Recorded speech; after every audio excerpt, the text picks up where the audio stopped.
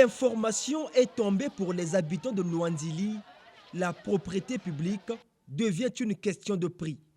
C'est d'ailleurs l'occasion pour moi d'annoncer officiellement la mise en place d'une compétition interquartier au travers de ce que nous appelons la Coupe ACM pour le quartier le plus propre.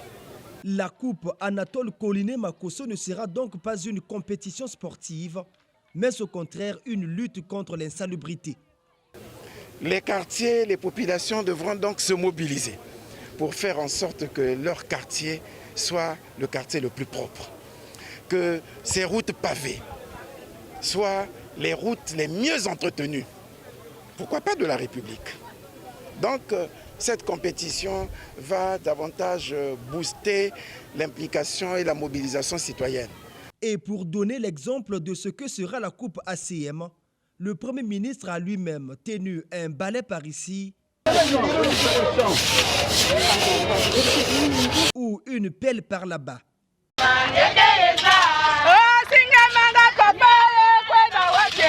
Question de nettoyer les artères du 4e arrondissement de Pointe-Noire. Une action qui s'est effectuée samedi dernier à l'occasion du premier samedi du mois. Il s'agit d'exhorter les populations au respect de cette directive, qui n'est pas une directive anodine, mais qui devrait continuer à nous interpeller. Faire en sorte que l'exécution de cette directive cesse d'être simplement institutionnelle ou administrative, mais qu'elle devienne citoyenne. À Luandili, où il passait sous les champs des riverains, l'action du chef de l'exécutif congolais a été suivie par des populations. Ici, il s'agit de Tignombi 1, un quartier qui a bénéficié du projet d'Urquap.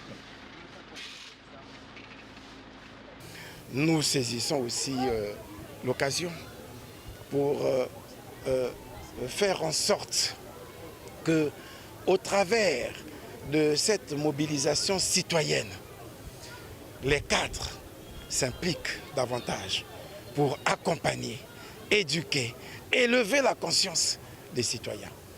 Parce que, je leur avais déjà dit ici, c'est ce qu'on appelait à l'époque l'action créatrice des masses et le rôle déterminant des cadres. Oui, l'élite a donc un rôle à jouer pour permettre aux citoyens de s'approprier de toutes les réalisations et de toutes les politiques mises en œuvre par le gouvernement. Ville et villages propres, une directive du gouvernement congolais qui est un appel à la conscience nationale pour un cadre de vie sain. Cette opération salubrité du premier samedi du mois de juin est tombée à un jour de la célébration de la Journée internationale de l'environnement.